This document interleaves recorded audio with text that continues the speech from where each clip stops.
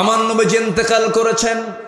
ওয়ামা মুহাম্মাদুন ইল্লা রাসূল قد خلت من قبله الرسل।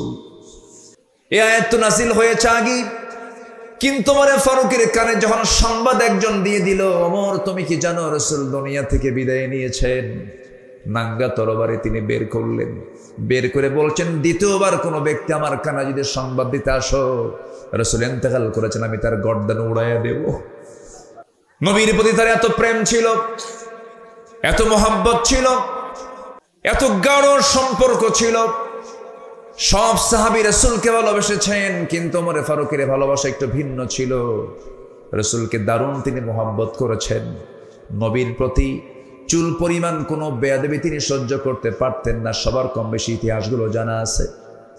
এক মুনাফিক নবীর কাছে বিচার চাইতে আসলো, এসে বলতেছে ইয়া রাসূলুল্লাহ, বিচারটা আমার চাই। কি বিচার? ইহুদির সাথে আমার গন্ডগোল লাগছে, একটি বিচারটা করে দেন। নবীজি মুনাফিকের পক্ষে রায় না দিয়া রায়টা দিয়েছেন ইহুদির পক্ষে। কারণ রাসূল কি মুসলমান দেখবেন, ইহুদি দেখবেন না, আইন দেখবেন। বলেন কি দেখবেন? কি দেখবেন? ইআদিলু হুয়া আকরাবু লিত্তাকওয়া। ইআদিলু হুয়া আকরাবু লিত্তাকওয়া। আদালত ঠিক রাখো, এটাই হলো তাকওয়ার জায়গা। এটা কিসের জায়গা? তাকওয়ার জায়গা। কি মসজিদ না বাজার? ভালো করে কম। বাজার না, বাজার না নাকি? বলেন বলেন বলেন। উত্তর হলো তাকওয়ার জায়গা মসজিদ, বাজার। কিন্তু আমরা কি মনে করি? তাকওয়ার জায়গা শুধু মসজিদ, আর বাজারে গিয়ে ওজন হেরফের করো। ইয়াদিলু হুয়া আকরাবু লিত্তাকওয়া। সেই ওমর ফারুক রাদিয়াল্লাহু তাআলা আনহু, তার কাছে ওই মুনাফিক এসে বলল, নবীর কাছে বিচার চাইতে গেলাম, রাসূল ভাবছিলাম আমি মুসলমান, নবী আমার পক্ষে রায় দিবেন। আমার পক্ষে রায় না দিয়া ইহুদির পক্ষে রায় দিল, এটা কেমন কথা? বিচার পছন্দ হয় নাই ওমর। বিচার সানি করো, সানি বিচার করো, দ্বিতীয় বিচার করো। সাইয়্যিদুনা ওমর ফারুক রাদিয়াল্লাহু আনহু কাছে কথাটা এত জঘন্য মনে হলো, এতটা আপত্তিকর মনে হলো, কাউকে বলার প্রয়োজন মনে করলেন না। শুধু বললেন তুমি একটু দাঁড়াও, ভিতর থেকে আসি। ভিতরে গেছেন, হাতের মধ্যে কি নিয়েছেন বলেন? কি নিয়েছেন? কার প্রতি ভালোবাসা? নবীর প্রতি ভালোবাসা। চিন্তা করে দেখো, অন্য কথাও তো বলতে পারতেন, বেকুব, বেয়াদব, নবীর বিচার পছন্দ হয় না, যাও এখান থেকে, বলতে পারতেন। ভাবলেন এটা তো বদমাইশ, এটা বাঁচাবই না। তরবারি হাতে নিলেন, কোনো কথা নাই, বাইরে এসে একটা শব্দ বের করার মতো সুযোগও দিলেন না। তরবারি তার গর্দান বরাবর মেরে দিলেন। মুনাফিক দুনিয়া থেকে বিদায় নিল।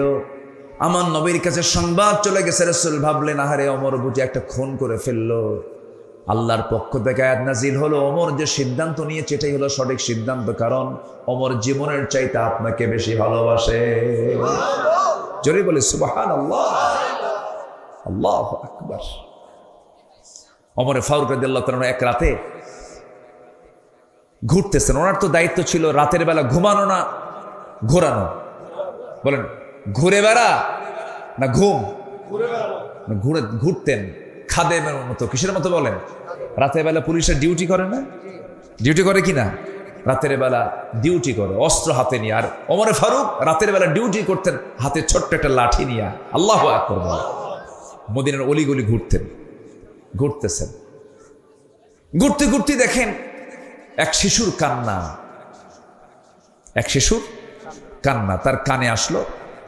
দরজার কাছে গিয়ে বললেন, এই মহিলা, এই কন্যার এই সন্তানের মাকে তোমার কি একটু দয়া মায়া নাই? এই গভীর রাত্রে শিশু কাঁদবে, থামাতে পারো না? ধমক দিলেন, আবার চলে গেলেন।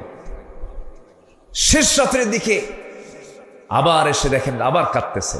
এবার ধমক দিয়ে বললেন, তোমার কি আল্লাহর ভয় নাই?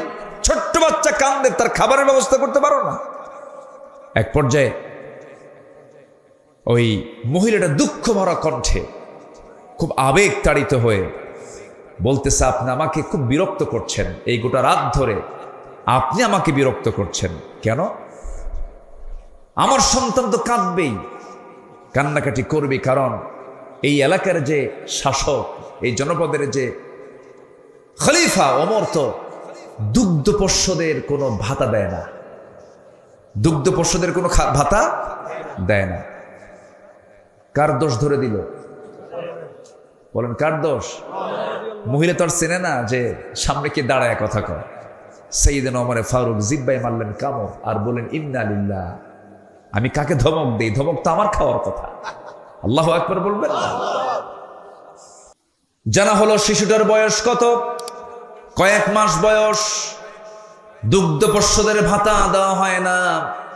সেজদায় পড়ে তিনি কান্নাকাটি শুরু করে দিলেন আর বলছেন, আল্লাহ, তোমার এই অধম বান্দা ওমর হাজারো সন্তান, হাজারো তোমার বান্দাকে হত্যা করেছে।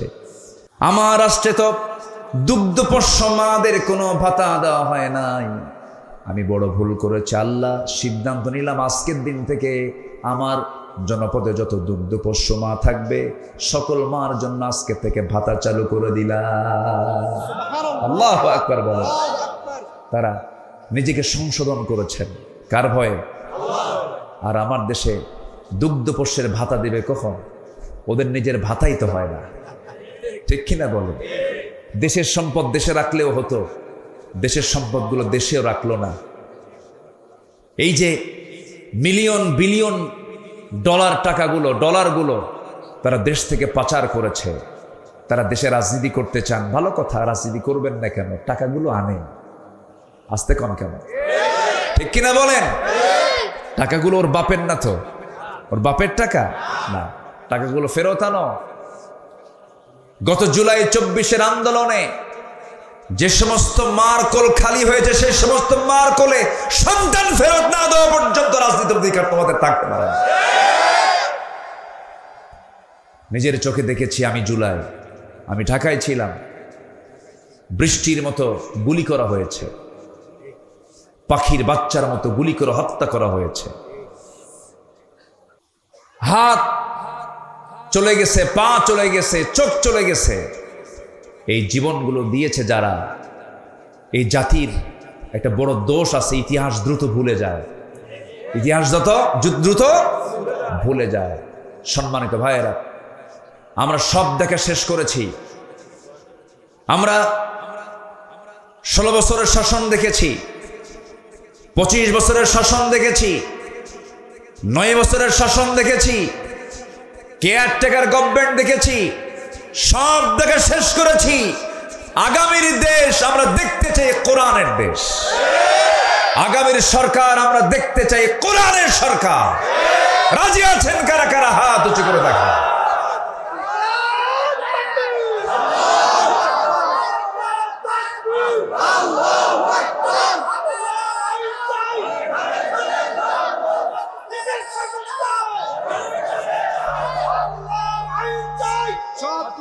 আল্লাহ কবুল করুন, জোরে বলি আমিন। আমরা নেতৃত্ব দেখেছি অনেক, আমরা চাঁদাবাজকে দেখতে চাই না। আসতে কন কেন? আমরা নেতৃত্ব দেখেছি, কিন্তু অসৎ নেতৃত্বের বুকে আমরা লাথি মারতে চাই। আমাদের সৎ অর্জন হয়ে যাবে যদি আমরা সৎ নেতৃত্ব যদি তৈরি করতে পারি। এজন্য আমাদের কিছু কাজ করতে হবে। ব্যক্তি গঠন, পরিবার গঠন, সমাজ গঠনে আমাকে আপনাকে চরমভাবে আপনাকে পরিশ্রম করতে হবে, কাজ করতে হবে। ব্যক্তি গঠন হবে কোরআন বাদ দিয়া নাকি? আসতে বলেন কেন? আজকে দেখেন, দেশ স্বাধীন হয়েছে কত আগে। মিনিস্ট্রি অফ এডুকেশন ছিল, শিক্ষা মন্ত্রণালয় ছিল, ধর্ম মন্ত্রণালয় ছিল, তারপরে পরিকল্পনা মন্ত্রণালয় ছিল। এতগুলো মন্ত্রণালয় থাকার পরেও গোটা পৃথিবীর দ্বিতীয় বৃহত্তম মুসলিম জনপদ বাংলাদেশ, সেই দেশের বসবাস করা মুসলমান যেই কিতাবের জ্ঞান না থাকলে, যে কিতাবটাকে সহি না করে পড়লে তার কোনো ইবাদত আল্লাহ পাক কবুল করবেন না, নামাজ কবুল হবে না। সেই কোরআনটাই আজকে জাতির হাতে তুলে দিতে পারে নাই। আমি যদি বলি এখানে যারা বসে আছেন, কোরআনটাকে শুধুমাত্র অর্থ না, ব্যাখ্যাও না, শুধুমাত্র সহি করে কোরআন পড়তে পারেন, সবার হাত কি উঠবে? আমি কিন্তু লজ্জা দিচ্ছি না, মন খারাপ করবেন না। আমি যদি বলি এখানে নন মুসলিম কেউ আছেন, থাকলেও দুই একজন থাকতে পারেন, কিন্তু ম্যাক্সিমাম কিন্তু এখানে মুসলিম। অথচ মুসলিম হওয়ার পরেও, মুসলিম পরিবারে জন্মগ্রহণ করার পরেও আমি আপনি সহি করে কোরআন পড়তে পারছি না, কোরআন পড়তে পারি না। এই দোষ যদিও হ্যাঁ প্রথম ব্যক্তির হতে পারে, কিন্তু অবশ্যই আমি কেন কোরআন শিখতে পারি নাই? একটি রাষ্ট্র থাকার পরেও, যে রাষ্ট্রে একটা আইন থাকার পরেও, যেখানে শিক্ষা মন্ত্রণালয় থাকার পরেও আমি কেন কোরআনটাকে সহি করে পড়তে পারি না? এটার মূল কারণ হলো এই ষড়যন্ত্র আজকের নয়। এই উপমহাদেশ শাসন করেছে ওই লুটেরা, ইউরোপরা এসে 200 বছর শাসন করেছে না শোষণ করেছে? শোষণ করেছে। তাদেরকে আমরা উৎখাত করেছি, তাদেরকে আমরা তাড়িয়েছি। ব্রিটিশ বিরোধী আন্দোলন করেছে এই জাতি, কিন্তু ব্রিটিশরা চলে গেল, তাদের রেখে যাওয়া ব্রিটিশি ল প্রত্যেকটা কোর্টে, আদালত প্রাঙ্গণে আছে না নাই বলেন তো? আমাদের এলাকায় একটা গালি আছে, যদি কেউ যদি খুব বদমাইশ হয় তাকে বলে তুই তো ব্রিটিশ। এর এলাকায় আছে কিনা জানি না, তুই তো ব্রিটিশ মানে এটা গালি, একটা কি বলেন তো? গালি। কেন বলবে না? কারণ ইউরোপের সভ্যতা, আধুনিক যে ইউরোপ গড়ে উঠেছে, সব আমার দেশের সম্পদ চুরি আর লুটপাট করে। সম্মানিত ভাইয়েরা, সেই ব্রিটিশ বিরোধী আন্দোলন করে তাদেরকে তাড়ালাম, তাদের তৈরি করা আইনকে আমরা এখনো রেখে দিয়েছি, তাদের তৈরি করা সিলেবাস, কারিকুলামকে আমরা এখনো রেখে দিয়েছি। এজন্য এই জাতির এখনো ভালো করে দিন শেখা হলো না, ভালো করে কোরআন শেখা হলো না। এরপরে আবার বিগত 16 বছর খুব বরকতের সরকার ছিল, যতটুকু ছিল ইসলাম এটাকেও তারা মুছে ফেলার সমূহ চেষ্টা করেছে। এমন কোনো ওয়ে নাই, সকল ওয়ে তারা খাটিয়েছে, কিন্তু সবচেয়ে বড় ধরা কার? আসতে বলবেন না কার? আল্লাহ আছেন না নাই? আল্লাহ ছিলেন, আছেন, থাকবেন। তিনি প্রথম, তিনি শেষ, তিনি গোপন, তিনি প্রকাশ্য। আল্লাহ রাব্বুল আলামিন বলেন, হুয়াল আউয়াল ওয়াল আখির ওয়াল যাহির ওয়াল বাতিন ওয়া হুয়া বিকুল্লি শাইইন আলিম। তিনি প্রকাশ্য, তিনি গোপন, তিনি প্রথম, তিনি শেষ। সকল ক্ষমতা কারো হতে পারে না, সকল ক্ষমতা একমাত্র কার? সকল ক্ষমতা কার? আল্লাহ।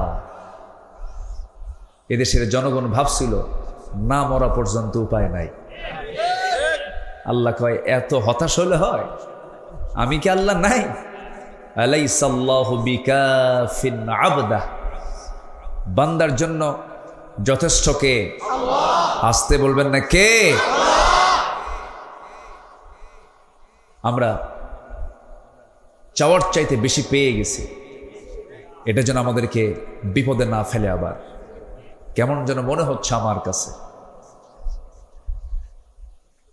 আমরা বেশি মনে হয় পেয়ে গেছি। এটার জন্য আমরা যেন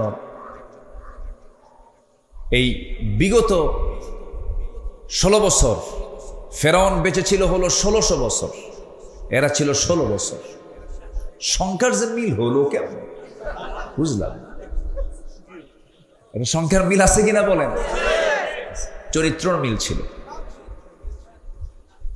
ফেরাউন এমন কোন আকাম কুকাম নাই যা ছিল না, তার ক্ষমতা থাকার জন্য ইউযাব্বিহুনা আবনাআকুম ওয়া ইস্তাহয়ুনা নিসাআকুম, ছেলের সন্তানগুলোকে একদম জিন্দায় মেরে ফেলত, মেয়ের সন্তানগুলোকে জীবিত রাখত। কেন? নেতৃত্ব যেন না তৈরি হয়। নেতৃত্ব তৈরি হওয়ার ভয়ে মার পেট থেকে সন্তান চিরে বের করে হত্যা করত। কত বড় নরপিশাচ ছিল হলো ফেরাউন। এই পৃথিবীতে যারাই আজও যারা হত্যার রাজনীতি করতে চান, হত্যার রাজনীতি করেন, এদের ব্লাড টেস্ট করলে ধরা পড়বে এদের মধ্যে আছে হলো ফেরাউনের রক্ত। কিসের রক্ত বলেন? ফেরাউনের রক্ত। সম্মানিত ভাইয়েরা, তাহলে ক্ষমতা কারো না, ক্ষমতা একমাত্র কার? আল্লাহর। সে আল্লাহর পক্ষ থেকে যে কিতাব কোরআনটা নাজিল হয়েছে, এটা হচ্ছে সকল অশান্তি দূর করার, সকল কল্যাণের একমাত্র উৎস হলো এই কোরআন।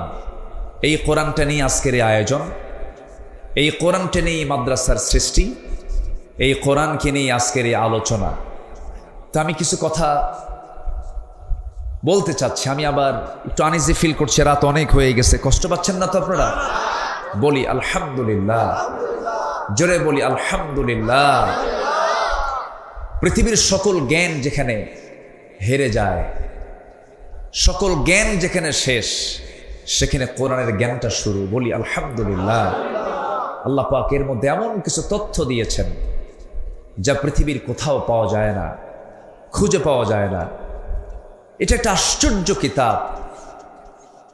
এটা এমন একটা কিতাব যে কিতাবের মধ্যে আল্লাহ রাব্বুল আলামিন সকল জ্ঞান, সকল তথ্য, সকল কিছু আল্লাহ পাকের মধ্যে উপস্থিত করে দিয়েছেন। বলি আল্লাহু আকবার। কোন অফিস চালাবেন আপনি এই কিতাব দিয়ে? কোন অফিসটা আপনি চালাতে চান? স্বরাষ্ট্র মন্ত্রণালয় মনে হয় নাই এর মধ্যে, নাকি আছে? আছে আছে মনে হয়। আচ্ছা, মনে হয় ক্যান্টনমেন্ট চলবে না। সাভার এই যে ক্যান্টনমেন্ট আছে না সাভার, এটা মনে হয় কোরআন দিয়ে মনে হয় খুব একটা দুর্বল হবে, নাকি? চলবে কিনা বলেন? আমার নবীর হাতে তসবি ছিল না তরবারি ছিল? বলেন বলেন। ওই যে আমরা তসবি কিনে আনেন হাজির সাহেবরা, এরকম তসবি হাতে ছিল না তরবারি ছিল? রাসূল তসবি ব্যবহার করেছেন, আমি পাইনি কোথাও, এটা আমি পাইনি। মাঝে মাঝে হাতে তসবি থাকে কিছু কিছু ব্যক্তির, দেখি মুখ নড়ে না কিন্তু হাত নড়ে, আছে কিনা বলেন তো? আচ্ছা, নড়া দরকার কি? মুখের উচ্চারণ যদি না হয় তাহলে কি হলো বলেন তো? সুবহানাল্লাহ, এটা আসতে বললেও কি মুখ নড়ে কিনা বলেন? কিন্তু মুখ নড়ে না হাত নড়ে, লক্ষণ কি বলেন তো? লক্ষণ কি? খালি এটা নড়তেছে, এই কথা কয়, আবার এদিকে কথাও কয়, এই কথা কয় আর এদিকে তসবি নড়ে, আছে কিনা বলেন? তাহলে এটা কি বলেন? এটা কি বলেন? এ কি তাসবিহ? হ্যাঁ। আমার নবীজির হাতে গণনার জন্য কোনো তাসবিহ ছিল না, আমার রাসূলের হাতে ছিল দ্বীন প্রতিষ্ঠার জন্য তরবারি। আমাদেরকে কথা বলতে দেয়নি দীর্ঘ 16 বছর। কত আলেমকে কত যে প্রকার জুলুম করেছে। আল্লামা সাইদির মতো মানুষটাকে ধরে রিমান্ডে নিয়ে প্রায় 2-2.5 মাস ধরে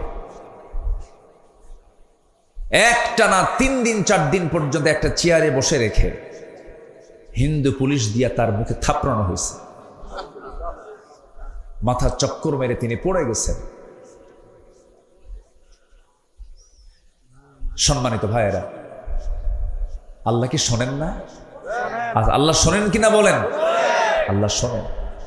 চোখের পানিতে যায় নামাজ ভিজে গেছে, চোখের পানিতে জেলখানার বালিশ ভিজে গেছে। আজকের যিনি মেহমান কথা বলবেন, আমার প্রিয় ভাই খালিদ সাইফুল্লাহ আইয়ুবী, তার হাত ভেঙে দেওয়া হয়েছে।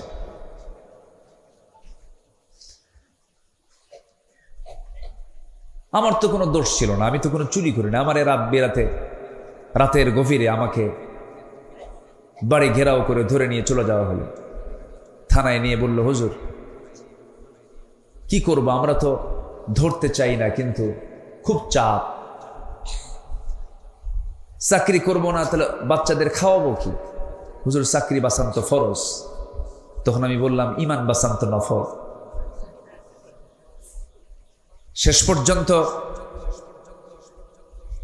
এই যে চরম জুলুম নির্যাতন, সরাসরি সাহায্য নাজিল করেছেন তিনি আমার কে? আসতে বলবেন না, তিনি আমার কে? আল্লাহ। আসুন না সে আল্লাহর পথে, আল্লাহর মতে, আল্লাহর আইনের দিকে আমরা একটু দৌড়াই। মাগফিরাত কামনা করব কার? আল্লাহ। আল্লাহ রাব্বুল আলামিন বলেন, وسارعوا إلى مغفرة من ربكم وجنة عرضها السماوات والأرض أعدت للمتقين। তুমি তোমার রবের মাগফিরাতের দিকে দৌড়াও, জান্নাতের দিকে দৌড়াও, অলসতা করো না, বক্র কোনো পথে যেও না, সেই পথটাই নিয়ে নাও। সবাই বলুন, ইহদিনাস সিরাতাল মুস্তাকিম সিরাতাল্লাযীনা আন'আমতা আলাইহিম গায়রিল মাগদুবি আলাইহিম ওয়ালাদ-দাল্লিন। এরপরে আর একটু জোরে বলুন না ভাই। আল্লাহর পথে টিকে থাকতে হবে। ইমান টানা সহজ, কিন্তু ইমানের উপরে টিকে থাকাটা কঠিন। নবীর হাতে বায়াত নিয়ে দিন গ্রহণ করে বেঈমান হয়ে মারা গেছে এমন রেকর্ড আছে না নাই?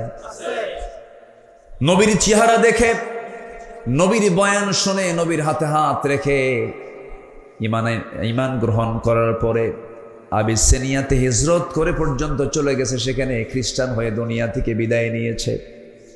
এই জন্য আমার বন্ধুগণ, আল্লাহ রাব্বুল আলামিন সেজন্য সুন্দর করে এক জায়গায় বলছেন, ইন্নাল্লাযীনা ক্বালু রাব্বুনাল্লাহু সুম্মা ইসতাকামু তাতানাসসালু আলাইহিমুল মালায়েকা আল্লা তাখাফু ওয়া লা তাহজানু ওয়া আবশিরু বিল জান্নাতিল্লাতী কুনতুম তুআদুন। জোরে বলুন আল্লাহু আকবার।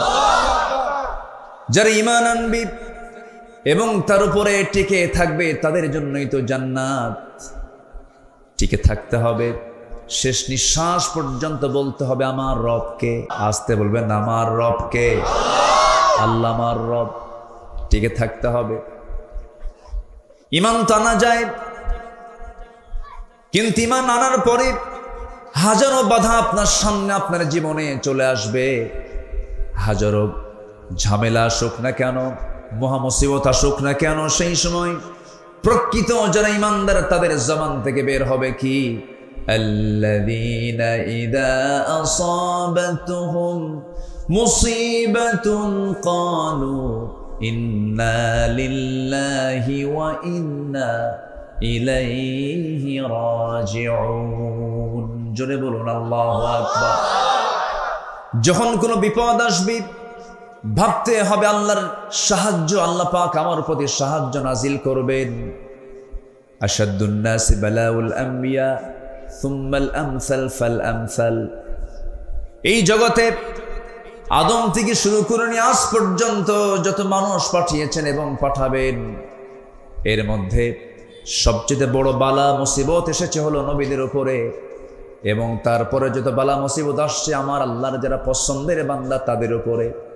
তাহলে বালা মুসিবত বিপদ আল্লাহ পাক দেন কি খারাপ ব্যক্তির উপরে বেশি না ভালো বান্দার উপরে বেশি? ভালো বান্দার উপরে বেশি। বিপদ আসবে, মুসিবত আসবে, কিন্তু চ্যালেঞ্জ ধরে রাখতে হবে হলো ইমানের। ইমান যেন আমার ছুটে না যায়। ঈমান চলে গেল তো সব চলে গেল। সম্মানিত ভাইয়েরা, আর সেই ঈমানকে ধরে রাখার জন্য যে ইলম দরকার, যে জ্ঞান দরকার, জ্ঞান এটা এমন একটি সম্পদ যে জ্ঞানী হয়, শয়তান তাকে ধোঁকা দিতে পারে না। শয়তান তাকে কি করতে পারে না? ধোঁকা দিতে পারে না। শয়তান মূর্খের কাছে গিয়ে যত আরাম পায়, জ্ঞানীর কাছে গিয়ে সেই মজাটা পায় না। এই জন্য আল্লাহ তাআলার প্রথম হুকুম কি বলেন তো? পড়ো। বলেন তো কি প্রথম হুকুমটা কি বলেন? পড়ো। ইকরা, পড়ো। কার নামে? আসতে বলবেন না, কার নামে? আল্লাহর নামে পড়ো। আমার দেশে পড়াশোনা যে হচ্ছে না তা না, হচ্ছে। শিক্ষিতের হার বিগত সকল সময়ের চাইতে এখন বেশি না কম? বেশি। আমার দেশে এখন শিক্ষিতের হার অনেক, কিন্তু যে শিক্ষিতরা আমরা দেখতে পাচ্ছি, যে শিক্ষিতদের দেখতে পাচ্ছি, আমার দেশের উন্নয়নে ধরুন শ্রমিকরা দেশটাকে পিছায় দিয়েছে না আগায় দিয়েছে? আগায় দিয়েছে। আমার দেশের কৃষক যারা কৃষি কাজ করেন তারা দেশকে পিছায় দিয়েছে না আগায় দিয়েছে? আগায় দিয়েছে। প্রবাসী, লক্ষ লক্ষ প্রবাসী প্রবাস জীবনে থেকে ওই পাখির মতো ঝুলে ঝুলে কনস্ট্রাকশনের যে কাজগুলো করেন, তারা দেশকে পিছায় দিয়েছেন না আগায় দিয়েছেন? আগায় দিয়েছেন। আচ্ছা বলুন তো, শ্রমিক, এই কৃষক, এই প্রবাসী লোকগুলো কি শিক্ষিত না অশিক্ষিত? অশিক্ষিত। তারা অশিক্ষিত হওয়ার পরও এই শ্রমিক, এই প্রবাসী, এই কৃষক অশিক্ষিত থাকার পরও দেশকে তারা আগায় দিল, দেশের উন্নয়নে বিশাল ভূমিকা পালন করলো। কিন্তু দেশকে পিছায় দিল কারা? বলেন কারা? শিক্ষিতরা। কোন শিক্ষিতরা? যারা কোরআন শিখেছে তারা মনে হয় নাকি? বলেন বলেন তারা। তাহলে শিক্ষা দু প্রকার। দেশকে পিছায় দিয়েছে রুহের শিক্ষায় শিক্ষিত যারা, যে শিক্ষার মধ্যে প্রাণ আছে, ওহির শিক্ষার মধ্যে যে প্রাণটা আছে, এই শিক্ষায় শিক্ষিত লোকগুলো দেশকে পিছায় দেয় নাই। দেশের টাকা লোপাট করে বাইরে পাচার করেছে ওই সমস্ত শিক্ষিতরাই যারা কোরআন ছাড়া জ্ঞান অর্জন করে জাতিকে ঠকিয়ে দিয়েছে। সম্মানিত ভাইয়েরা, আমি বলছি না যে আপনি ইঞ্জিনিয়ার হবেন না, হবেন। আমি বলছি না আপনি ডাক্তার হবেন না, হবেন। কেন হবেন না? ডাক্তার হবেন, ইঞ্জিনিয়ার হবেন। কিন্তু সব জ্ঞান অর্জন আপনি করতে পারবেন, আপত্তি নেই। কিন্তু সবার ডাক্তার হওয়া ফরজ না, সবার ইঞ্জিনিয়ার হওয়া ফরজ না। কিন্তু সবার জন্য জান্নাত পাওয়ার জন্য কি শেখা ফরজ? বলেন বলেন বলেন, কি শেখা ফরজ? কোরআন শেখা সবার জন্য ফরজ। সম্মানিত ভাইয়েরা, এই জাতিকে কোরআন থেকে মাহরুম রাখা হয়েছে। আমরা এমন একটি শিক্ষানীতি দেখতে চাই। যেহেতু একটা মাদ্রাসার প্রোগ্রামে আসছি, আমি স্পষ্ট ভাষায় জানিয়ে দিতে চাই, আমরা সামনে এমন একটি শিক্ষানীতি দেখতে চাই যে শিক্ষানীতির ভিতরে সকল ফ্যাকাল্টিতে, সকল শিক্ষায়, সকল প্রতিষ্ঠানে সবার আগে 1 নম্বর সিলেবাস হবে কোরআন। এটা কি দেখতে চান আপনারা? জাতি তখনই ভালো হবে যখন জাতির হাতে তুলে দেওয়া হবে কি? কি তুলে দেওয়া হবে? কোরআন। কিন্তু আমি নিজেও ঢাবির ছাত্র ছিলাম, ঢাকা ইউনিভার্সিটিতে পড়াশোনা করেছি। বিগত সময়ে যে রাজনীতিগুলো আমরা দেখেছি, ছাত্রদের হাতে কোরআন তুলে দিয়েছে না অস্ত্র তুলে দিয়েছে? কোরআন তুলে দিয়েছে না মাদক তুলে দিয়েছে? কোরআন তুলে দিয়েছে না নারী তুলে দিয়েছে? আমরা সেই নেতৃত্ব দেখতে চাই না।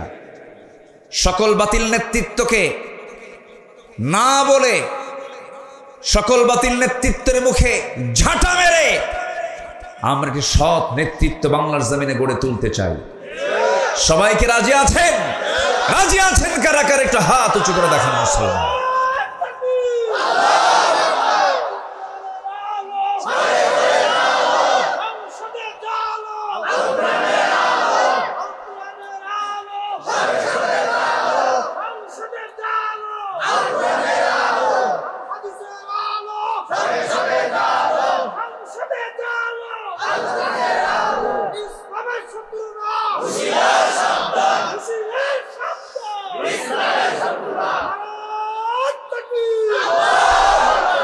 আল্লাহ কবুল করুন, জোরে বলি আমিন। রাগ করতেছেন মনে হয়। আমরা যখন রাষ্ট্র নিয়ে কথা বলি, আমরা যখন সমাজ নিয়ে কথা বলি, তখন একটা মহলের গায়ে চুলকানি শুরু হয়, আছে কিনা? হুজুর আপনি দোয়া করে দিবেন। আমরা যা করি করি, আপনাদের দায়িত্ব হলো দোয়া করা, বাচ্চা হলে আজান দেওয়া, বিয়ের প্রয়োজন হলে একটু বিয়ে পড়ায় দেওয়া, আর মরে গেলে একটু জানাজা পড়ায় দিবেন। এই তো আপনাদের ডিউটি। আপনারা আবার এই দিক থেকে কথা বলেন কেন? আমার দেশে আবার কিছু হুজুরও ছিল, বিগত 16 বছর দেখেছি আমরা, সিনেমা হল উদ্বোধন হবে, হুজুর গিয়ে দোয়া করে। মদের ফ্যাক্টরি উদ্বোধন হবে, দোয়া করে আল্লাহ এই ফ্যাক্টরিতে বরকত দিয়ে দেয়। আছে কিনা বলেন? এখনো ঘাপটি মারে এই সমস্ত মুনাফিক চক্র আছে না নাই, যারা সামান্য কিছু অর্থের বিনিময়ে দিনকে বিক্রি করে দেয়। ইয়াহিয়া তাকির একটা কথা খুব পছন্দ হয়েছে, ছাগলের দাম 20,000 টাকা, আর একটা ব্যক্তি তার ইমান বিক্রি করে 500 টাকা দিয়া। সম্মানিত ভাইয়েরা, আমরা নিজের জীবনটাকে সাজাবো কোরআন দিয়ে, জোরে বলি ইনশাআল্লাহ। আমি 8টি পয়েন্টে কথা বলতে চাই, সময় লাগবে, আমাকে সময় দেবেন? আমার আবার তবিয়ত হলো একটু সময় নিয়ে কথা বলা, এটা অভ্যাস। আমি যারা আমার আলোচনা শোনেন, আমি একটু সময় নিয়ে কথা বলি, যে সময় আমাকে দিলে আমি তাহলে কথা বলা শুরু করতে পারি। কারো কোনো আপত্তি নাই তো? হয়তো কষ্ট হচ্ছে আপনাদের, একটু গরম, অসুবিধা হচ্ছে, একটু মনোযোগ দিয়ে শুনবেন। আল্লাহ তুমি শোনার তৌফিক দান করুন, জোরে বলি আল্লাহুম্মা আমিন। কোরআনের আলোকে প্রকৃত মুমিনের আদর্শ চরিত্রের একটা রূপরেখা আমি তুলে ধরতে চাচ্ছি। আমরা আমাদের চরিত্রকে সুন্দর করে সাজাবো হলো কোরআন দিয়ে, জোরে বলি ইনশাআল্লাহ। নাম্বার 1, আমার দিলটা থাকতে হবে সর্বক্ষণ কার ভয়ে ভীত? আসতে বলবেন না, কার ভয়ে ভীত থাকতে হবে? আল্লাহর ভয়। আল্লাহর ভয়ে ভীত হলেই পৃথিবীর কোনো ভয় ওই দিলে স্থান পায় না। আল্লাহর ভয়টা ইস্তেকামাত হলে পরে সেই দিলের মধ্যে কোনোদিন কোনো কপট, কোনো কটু চক্রান্তকারী তার ঈমানকে ছিনতাই করে নিতে পারে না, সেই হৃদয়ে শয়তান বাসা বাঁধতে পারে না। এজন্য আমাদের দিলে যে ভয়টা, এই ভয়টা জাগ্রত করতে হবে। কার ভয়? আল্লাহর ভয়। খুব কমন একটা আয়াত। আল্লাহ রাব্বুল আলামিন সূরা আনফালের শুরুতে 2 নম্বর আয়াতে সুন্দর করে আল্লাহ রাব্বুল আলামিন বলছেন, যারা পারেন এই আয়াতগুলো সবারই মুখস্থ থাকা দরকার। আল্লাহ রাব্বুল আলামিন সুন্দর করে বলছেন, ইন্নামাল মুমিনুনা আল্লাযীনা ইযা যুকিরাল্লাহু ওয়াজিলাত কুলুবুহুম ওয়া ইযা তুলিয়াত আলাইহিম আয়াতুহু যাদাতুহুম ঈমানাও ওয়া আলা রাব্বিহিম ইয়াতাওয়াক্কালুন। জোরে বলুন আল্লাহু আকবার। মুমিনের 3টা দিক আল্লাহ রাব্বুল আলামিনের জায়গায় তুলে ধরেছেন। নাম্বার 1 হলো আল্লাহর জিকির করা। আল্লাহর জিকির করলে পরে যারা প্রকৃত যারা ঈমানদার, তাদের দিলটা প্রকম্পিত হয়। কার ভয়ে? আসতে বলবেন না, কার ভয়ে? আল্লাহর ভয়ে। নাম্বার 2 হলো ঈমান যদি একটু দুর্বল থেকে থাকে, কোরআনের সুন্দর করে তেলাওয়াতের মধ্য দিয়া, কোরআনটাকে বোঝার মধ্য দিয়া, তিলাওয়াত, কিরাআত, দিরাসাত, তাদাব্বুর, সমস্ত হকগুলো আদায় করে যে বান্দা কোরআনের হক আদায় করে কোরআনটা সুন্দর করে বোঝার চেষ্টা করবে, ঈমান যদি দুর্বল থাকে কোরআন শোনার সঙ্গে সঙ্গে তার ঈমানটা শতগুণে বৃদ্ধি পেয়ে যায়। জোরে বলে সুবহানাল্লাহ। মোবাইলের চার্জ কমে গেছে, চার্জার দিয়ে চার্জ দিতে হয়। ঈমানের চার্জ একটু দুর্বল হয়েছে, চার্জ দিতে হয় কি দিয়া? আসতে বলবেন না, কি দিয়া? যে দলের রাজনীতি কোরআন দিয়ে নয় সেই দল করা হারাম। আসতে কন কেন? আসতে কন কেন? মুসলমান কখনো জাতীয়তাবাদকে বিশ্বাস করতে পারে না। মুসলমান কখনো সেকুলারিজমকে বিশ্বাস করতে পারে না। মুসলমান কখনো ক্যাপিটালিজমকে বিশ্বাস করতে পারে না। মুসলমান কখনো মানুষের তৈরি করা কোনো ইজমকে, কোনো মতবাদকে, তন্ত্রমন্ত্রকে বিশ্বাস করতে পারে না। মুসলমান বিশ্বাস করবে কার দেওয়া বিধানকে? আল্লাহর দেওয়া বিধানকে মুসলমান বিশ্বাস করবে। তাহলে কোরআন তেলাওয়াত করলে পরে, কোরআনটার সঙ্গে সম্পর্ক রাখলে পরে ঈমানের চার্জ কমে না বাড়ে? আসতে বলবেন না, কমে না বাড়ে? বাড়ে। অতএব যেখানে কোরআন পাবেন, যেখানে কোরআনওয়ালা পাবেন, সেই জায়গায় আমাদের বৈঠক বেশি হওয়া দরকার, তাদের সঙ্গে যোগ সাজস বেশি রাখা দরকার। যেখানে গেলে বিড়ি পাওয়া যায়, যেখানে গেলে পরে ইয়াবার ট্যাবলেট পাওয়া যায়, যেখানে গেলে পরে অস্ত্র পাওয়া যায়, যেখানে গেলে পরে চাঁদার ভাগ পাওয়া যায়, যেখানে গেলে পরে নারী পাওয়া যায়, ওই সমস্ত জায়গাকে আমাদের মাইনাস করতে হবে। ঠিক কিনা বলেন? এমন জায়গা আছে না নাই আমার দেশে? আসতে বলবেন না, আছে না নাই? আচ্ছা সম্মানিত ভাইয়েরা, তাহলে ঈমান বৃদ্ধির জন্য মাধ্যম হলো এই কিতাবের সঙ্গে সম্পর্ক রাখা। আর জিকির করলে দিলে ভয় সৃষ্টি হয়। কার ভয়? আল্লাহর ভয়। নাম্বার 3 হলো ওই সমস্ত বান্দাগুলো যারা আল্লাহকে ভয় করে, আল্লাহর কালামকে যারা সুন্দর করে তেলাওয়াত করে, ওই সমস্ত বান্দার আরেকটা গুণ হলো ওই সমস্ত বান্দাগুলো জীবনের সকল জায়গায় ভরসা রাখে কার উপরে? আসতে বলবেন না, কার উপরে? আল্লাহর উপরে।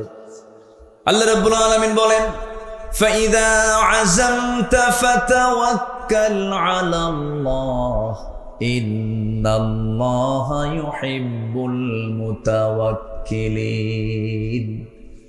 যখন তোমরা কোনো সিদ্ধান্তহীনতায় পড়ে যাবে, যখন তোমরা কোনো কঠিন মুসিবতের মধ্যে পড়ে যাবে, সেই সময় তোমরা আমার উপরে ভরসা করবে।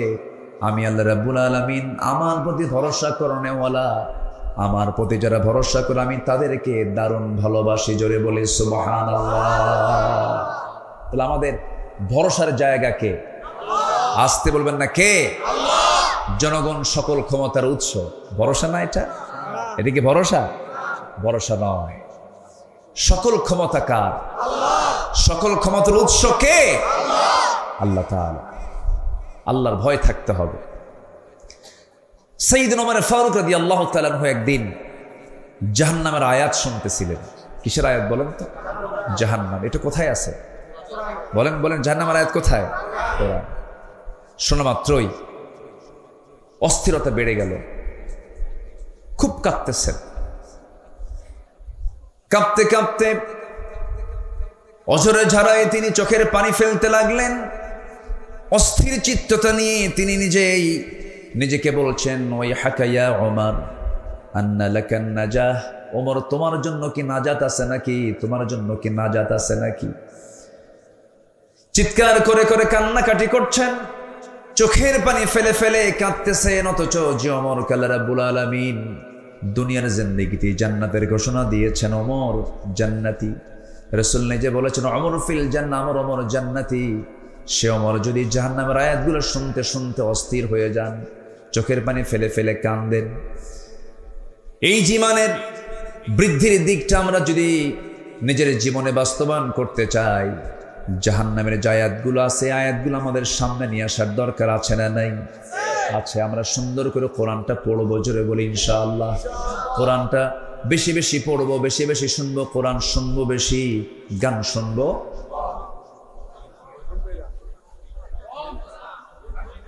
এতক্ষণে গান শুনবেন, কম শুনবেন? তাহলে কম শোনা জায়েজ নাকি?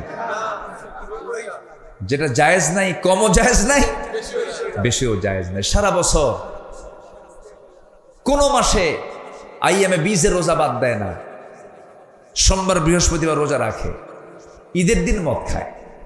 ঈদের দিন কি খায়? মদ খায়। ভাবে যে সারা বছর তো আমি আওয়াবিন পড়ি, তাহাজ্জুদ পড়ি, ঈদের দিন বিকেলবেলা একটু আনন্দ করবো, তো একটু কয়েক ঢোক মারবো, এবার কি হবে? আছে কিনা বলেন? আছে। এটা কি ইমানদারের কাজ?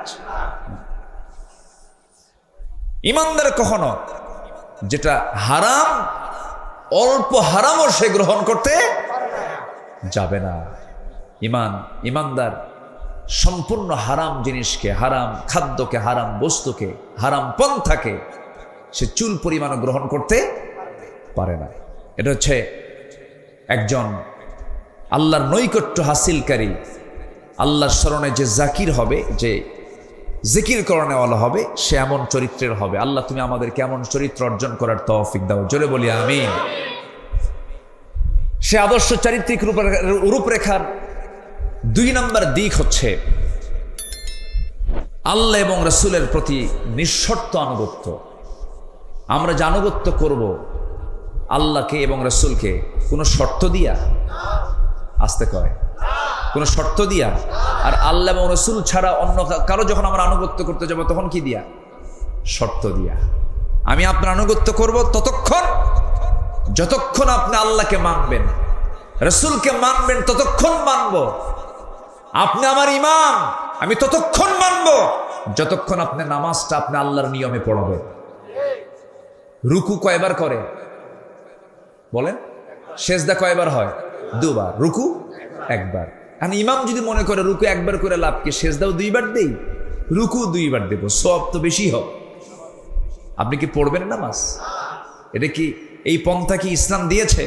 ইসলাম দিয়েছে কয়বার? 1 বার। আমি 2 বার দিতে পারি না। সেজদা দিতে বলেছে কয়বার? 2 বার। 3 বার করতে পারি না। আর যদি কোনো ইমাম 3 বার সেজদা দেয়, 2 বার রুকু করে, বেশি তো করলো, এরপরও মানা যাবে না। তাহলে আমি ওই ইমামকে মানতেছি শর্ত দিয়া। কি দিয়া?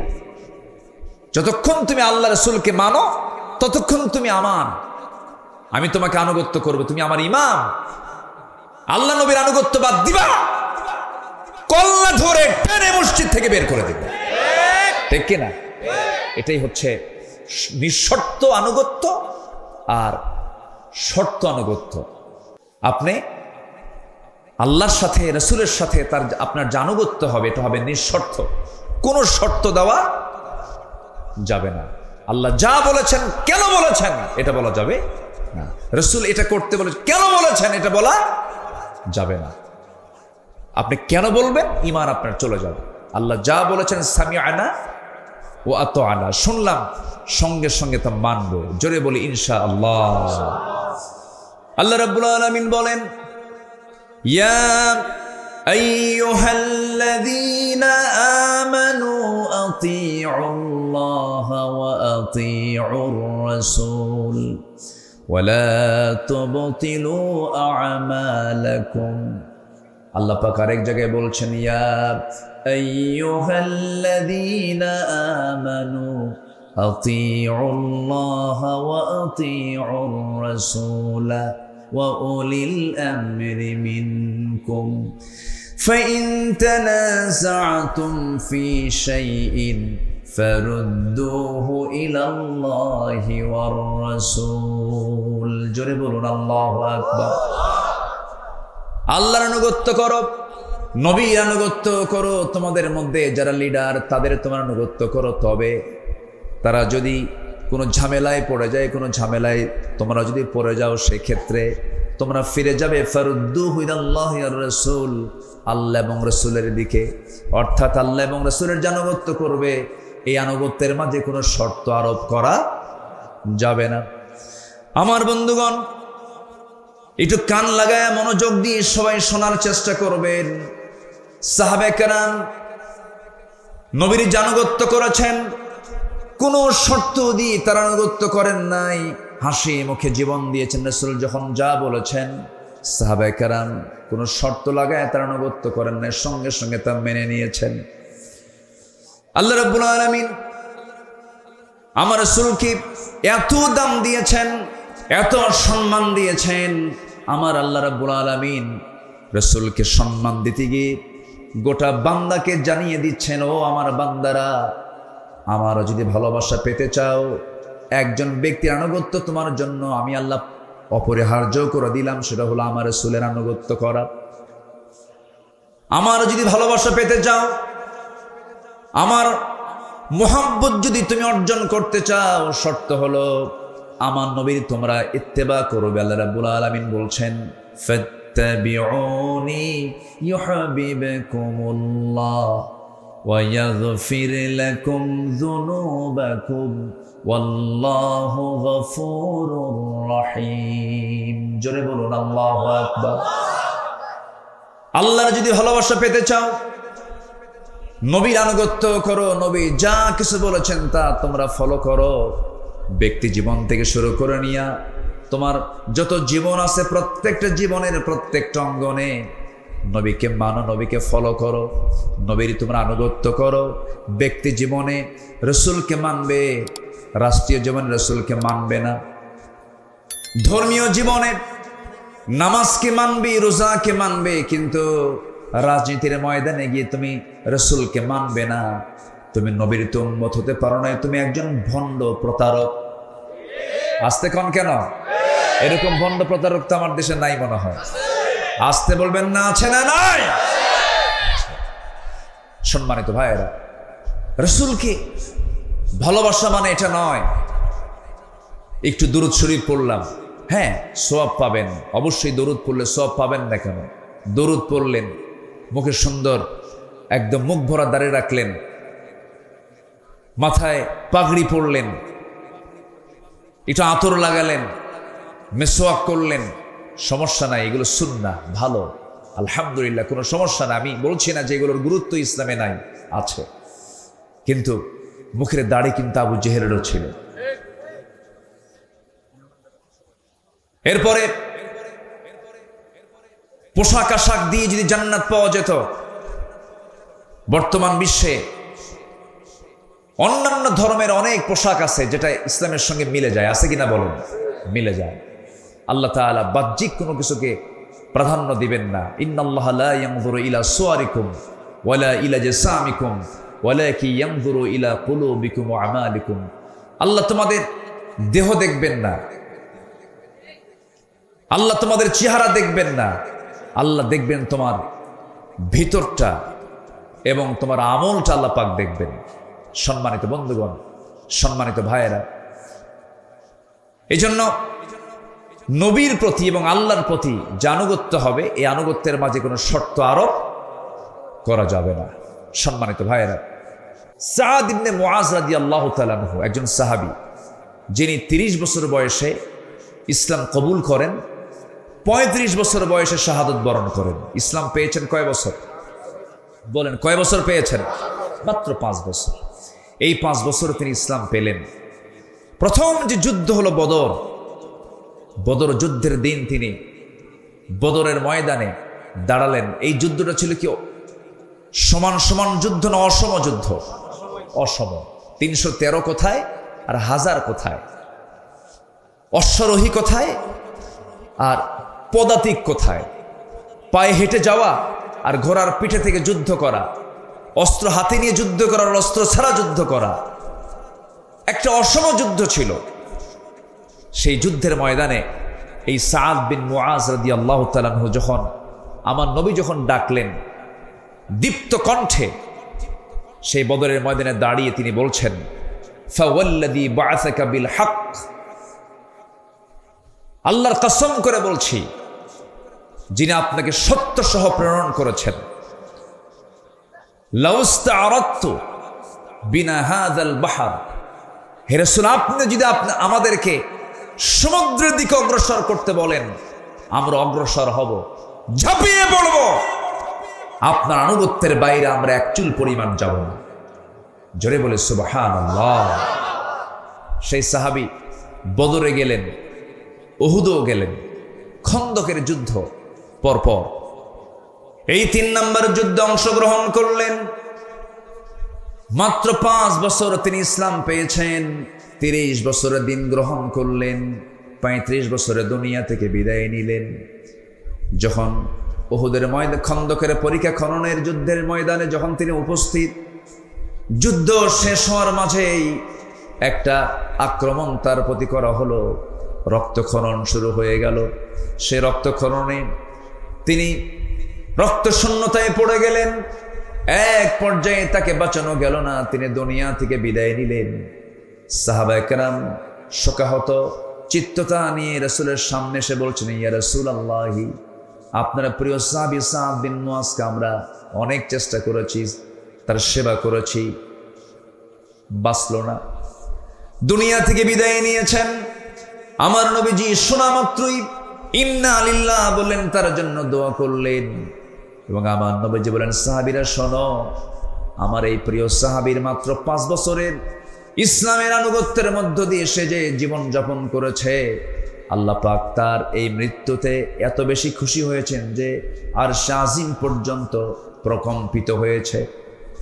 ইহতাজ্জাতিল আরশ, আরশ প্রকম্পিত হয়েছে তার মৃত্যুতে। মানে আরশ জেনে গেছে, আরশের ফেরেশতারা জেনে গেছে যে একজন আল্লাহর প্রকৃত বান্দা দুনিয়া থেকে বিদায় নিলেন। মাত্র কয় বছর? আসতে বলেন, কয় বছর? 65 বছর পার হয়, নামাজ পড়ে না। 67 বছরের বুড়া মানুষ, চামড়া কুচকে গেছে, টেনে টেনে নাপিতকে কয় দাড়িটা কেটে দে। বুড়া কি হওয়া সম্ভব? আছে না নাই? বদনসিব, এরকম বদনসিব আছে না নাই? আচ্ছা, এগুলো করা যাবে না। আমরা জীবনের সকল জায়গায় আনুগত্যের চূড়ান্ত দিকটা আমরা আল্লাহর জন্য, রাসূলের জন্য আমরা বরাদ্দ করব। জোরে বলি ইনশাআল্লাহ।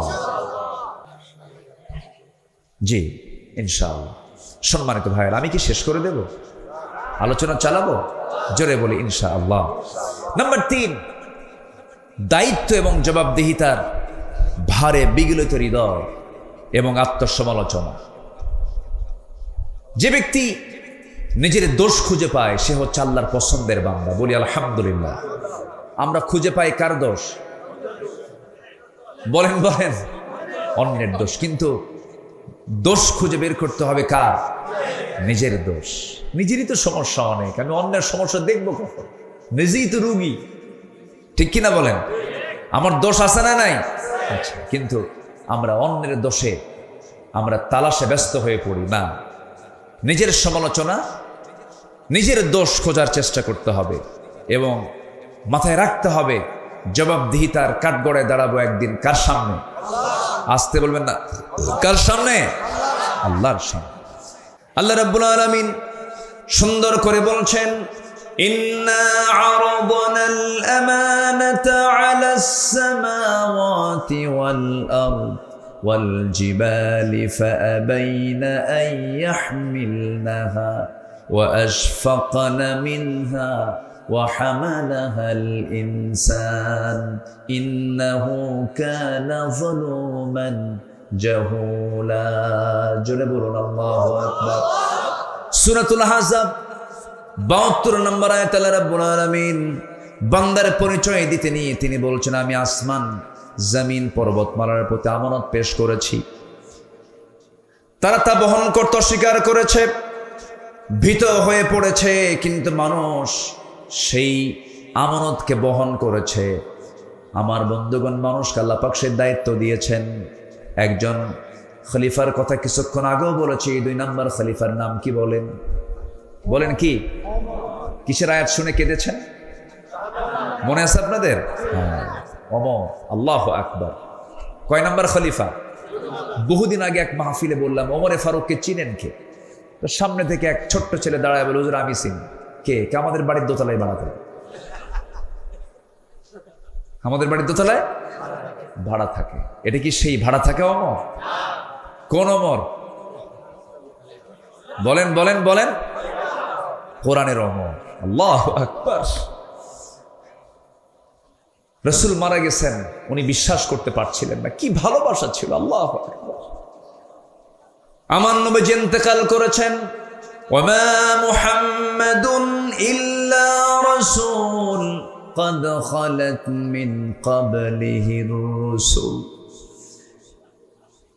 এই আয়াত তো নাযিল হয়েছে আগে, কিন্তু ওমর ফারুকের কানে যখন সংবাদ একজন দিয়ে দিল, ওমর তুমি কি জানো রাসূল দুনিয়া থেকে বিদায় নিয়েছেন, নাঙ্গা তরবারি তিনি বের করলেন, বের করে বলছেন দ্বিতীয়বার কোনো ব্যক্তি আমার কানে যদি সংবাদ দিতে আসো রাসূল ইন্তেকাল করেছেন, আমি তার গর্দান উড়াইয়া দেব।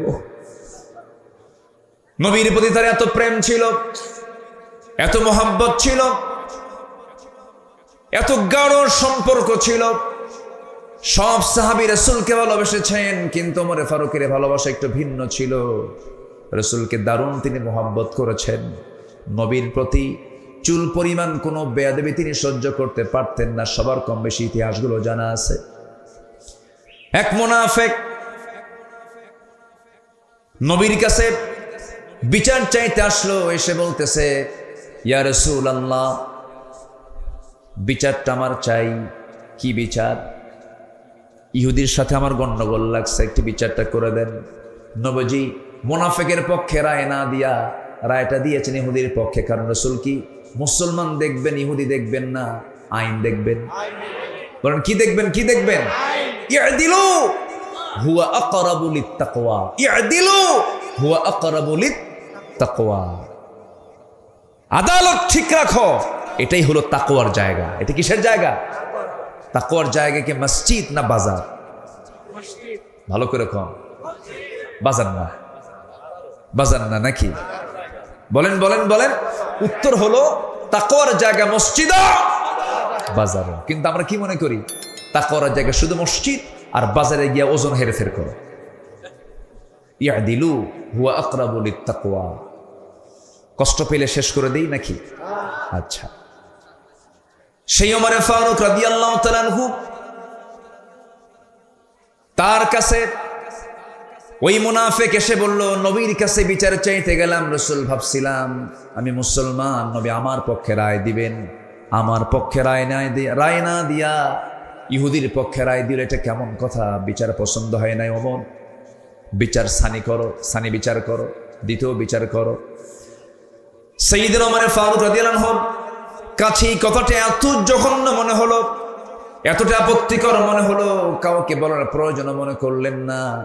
শুধু বললেন তুমি একটু দাঁড়াও, ভিতর থেকে আসি। ভিতরে গেছেন, হাতের মধ্যে কি নিয়েছেন বলেন?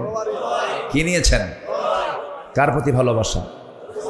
নবীর প্রতি ভালোবাসা। চিন্তা করে দেখো, অন্য কথাও তো বলতে পারতেন, এই বেকুব, বেয়াদব, নবীর বিচার পছন্দ হয় না, যাও এখান থেকে, বলতে পারতেন। ভাবলেন এটা তো বদমাইশ, এটা বাঁচাবই না। তরবারি হাতে নিলেন, কোনো কথা নাই, বাইরে এসে একটা শব্দ বের করার মতো সুযোগও দিলেন না। তরবারি তার গর্দান বরাবর মেরে দিলেন। মুনাফিক দুনিয়া থেকে বিদায় নিল। আমার নবীর কাছে সংবাদ চলে গেছে। রাসূল ভাবলেন আহারে, ওমর বুঝি একটা খুন করে ফেললো। আল্লাহর পক্ষ থেকে আয়াত নাজিল হলো, ওমর যে সিদ্ধান্ত নিয়েছে এটাই হলো সঠিক সিদ্ধান্ত, কারণ ওমর জীবনের চাইতে আপনাকে বেশি ভালোবাসে। জোরে বলে সুবহানাল্লাহ, আল্লাহু আকবার। ওমর ফারুক রাদিয়াল্লাহু তাআলা এক রাতে ঘুরতেছেন। ওনার তো দায়িত্ব ছিল রাতের বেলা ঘুমানো না ঘোরানো। বলেন ঘুরে বেড়া না ঘুম? ঘুরতেন খাদেমের মতো। কিসের মতো বলেন? রাতের বেলা পুলিশের ডিউটি করে না? ডিউটি করে কি না? রাতের বেলা ডিউটি করে অস্ত্র হাতে নিয়ে। আর ওমর ফারুক রাতের বেলা ডিউটি করতেন হাতে ছোট্ট একটা লাঠি নিয়ে। আল্লাহু আকবার। মদিনার অলিগলি ঘুরতেছেন। ঘুরতে ঘুরতে দেখেন এক শিশুর কান্না, এক শিশুর কান্না তার কানে আসলো। দরজার কাছে গিয়ে বললেন, এই মহিলা, এই কন্যার এই সন্তানের মাকে তোমার কি একটু দয়া মায়া নাই? এই গভীর রাত্রে শিশু কান্দে, থামাতে পারো না? ধমক দিলেন, আবার চলে গেলেন। শেষ রাত্রের দিকে আবার এসে দেখেন আবার কাঁদতেছে। এবার ধমক দিয়ে বললেন, তোমার কি আল্লাহর ভয় নাই? ছোট্ট বাচ্চা কান্দে, তার খাবারের ব্যবস্থা করতে পারো না? এক পর্যায়ে ওই মহিলাটা দুঃখ ভরা কণ্ঠে খুব আবেগ তাড়িত হয়ে বলতেছে আপনি আমাকে খুব বিরক্ত করছেন, এই গোটা রাত ধরে আপনি আমাকে বিরক্ত করছেন কেন? আমার সন্তান তো কাঁদবেই, কান্নাকাটি করবে, কারণ এই এলাকার যে শাসক, এই জনপদের যে খলিফা ওমর তো দুগ্ধপোষ্যদের কোনো ভাতা দেয় না, দুগ্ধপোষ্যদের কোনো ভাতা দেয় না। কার দোষ ধরে দিল? বলেন কার দোষ? মহিলা তো আর চেনে না যে সামনে কে দাঁড়ায় কথা কয়। সাইয়েদনা ওমরে ফারুক জিব্বাই মারলেন কামড় আর বলেন ইন্না লিল্লাহ, আমি কাকে ধমক দেই? ধমক তো আমার খাওয়ার কথা। আল্লাহু আকবার বলবেন না? জানা হলো শিশুটার বয়স কত? কয়েক মাস বয়স। দুগ্ধপোষ্যদের ভাতা দেওয়া হয় না।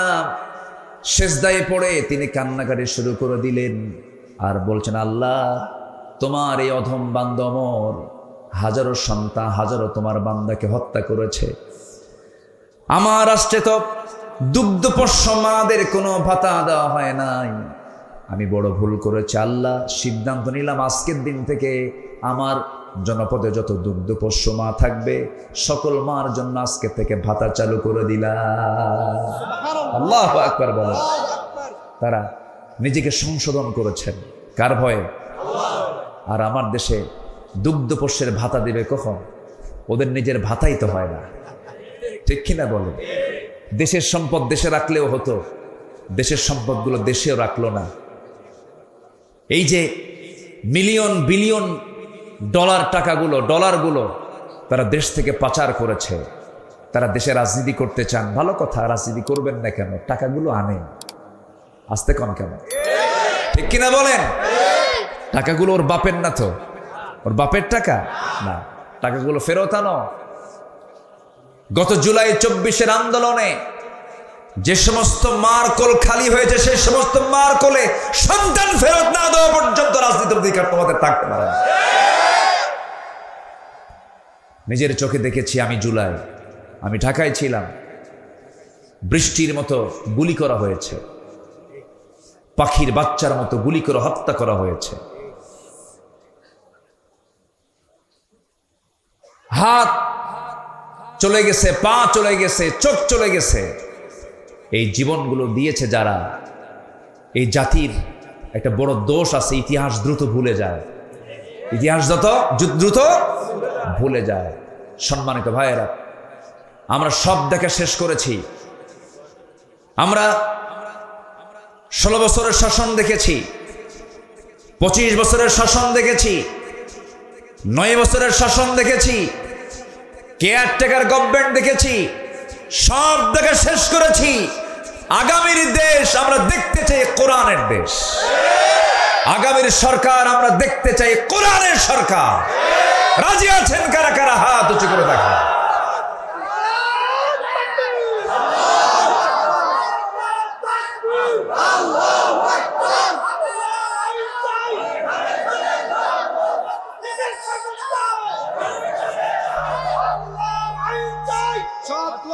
আল্লাহ কবুল করুন, জোরে বলি আমিন।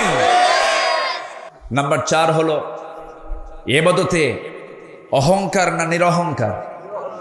নিরহংকার এবং বিশুদ্ধ চিত্ততা নিয়ে আমরা ইবাদত করব, জোরে বলি ইনশাআল্লাহ। অহংকারী ইবাদতকারী আছে না নাই? ইবাদত করে কিন্তু কি আছে? অহংকার। জানো আমি 27 বার হজ করছি, আছে কিনা বলেন? আপনি কি জানেন হুজুর, আমি না কতবার জাহাজের আসর সুমা খাইছে তার হিসাবই নাই। হাজরা আসর সুমা খাওয়া তো ফরজ। হাজরা আসওয়াদে জোর করে সুমা খেতে যায় এমন লোক আছে না নাই বলেন তো? ওখানে জোরাজোরি করলে ওর হজের সমস্যা হবে না বলেন? যারা হজে গেছেন তারা কিন্তু টের পাচ্ছেন। ফালা রাফাথা ওয়ালা ফুসুকা ওয়ালা জিদালা ফিল হজ। হজের সফরে কোনো প্রকার ফুসুকি করা যাবে না, তর্ক বিতর্ক করা যাবে না, ঠেলাঠেলি করা যাবে না। তো ওই হাজরা আসওয়াদে, হাজরা আসওয়াদ কয়টা? পাথর কয়টা? আর সুমা খেতে যায় কয়জন? তাহলে ওখানে গেলে যদি আপনি কতবার যে সুমা খাইছে, মানে ও মারামারি করছে জীবনে বহুবার। কি কথা কি বুঝতেছেন? এগুলো হচ্ছে দেখানো আর ভাব, কি বলেন তো, ভাব, অহংকার, এগুলো করছি আমি। এই সমস্ত ইবাদত আল্লাহর দরবারে কবুল হবে না।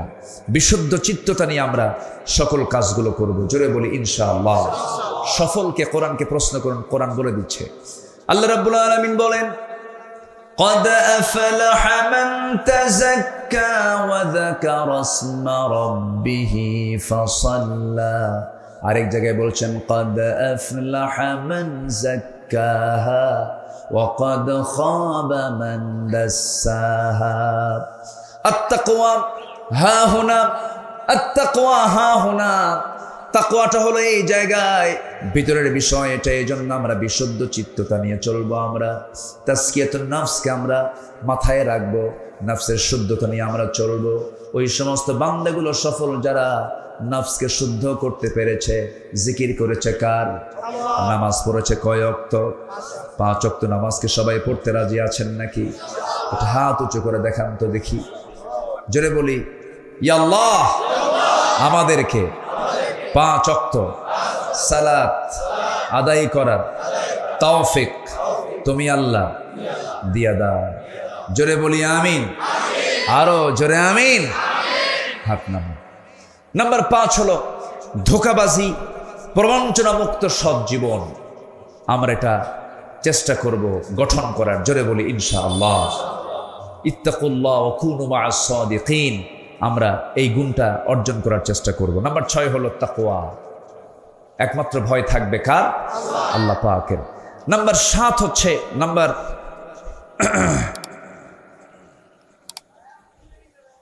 হচ্ছে অধীনস্থদের অধিকার এবং ইনসাফ প্রতিষ্ঠা করা। আমার যে অধীনস্থ, ওয়াখফিদ জানাহাকা লিল মুমিনিন, এই বিষয়ে আমরা খেয়াল করার চেষ্টা করব। নাম্বার 8 হলো ন্যায় বিচার প্রতিষ্ঠায় আপোষহীন থাকতে হবে। আমাদের সবচেয়ে বড় ঘাটতি হলো এই রাষ্ট্রের সবচেয়ে বড় ঘাটতি হলো ন্যায় বিচারের অভাব। ঠিক কিনা বলুন? ইতিমধ্যে আজকের মাহফিলের যিনি অন্যতম মেহমান, বরেণ্য অতিথি, আমার প্রিয় ভাইজান, এদেশের অগণন মানুষের হৃদয়ের স্পন্দন, আমার প্রিয় ভাইজান, অত্যন্ত বিনয়ী মানুষ, হাসি খুশি মানুষ, মুহাদ্দিস, মুফাসসির, ওয়াইজ, মুহতারাম মাওলানা খালিদ সাইফুল্লাহ আইয়ুবী হাফিজাহুল্লাহ। বলি আলহামদুলিল্লাহ। খাবেন? আচ্ছা,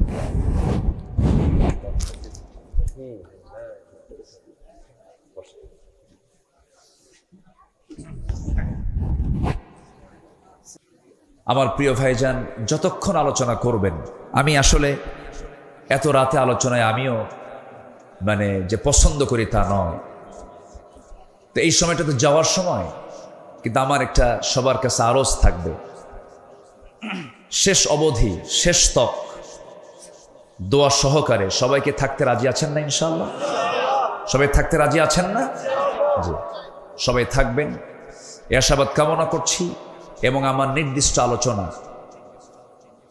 কোরআনের আলোকে আমার জীবন গড়ার জন্য যে 8টি পয়েন্ট আমি যে কথা বললাম, আল্লাহ যেন আল্লাহর এই পরামর্শগুলো আমাদের জীবনে ট্রিট করে, আমাদের জীবনে বাস্তবায়ন করে, আমরা যেন আমাদের জীবনকে আলোকিত করে আল্লাহর সে আদালতে আখিরাতে জবাবদিহিতার সেই কাঠগড়ায় দাঁড়িয়ে যেন সুন্দর জবাব দিতে পারি, এ আশাবাদ কামনা করে আমি শেষ করছি।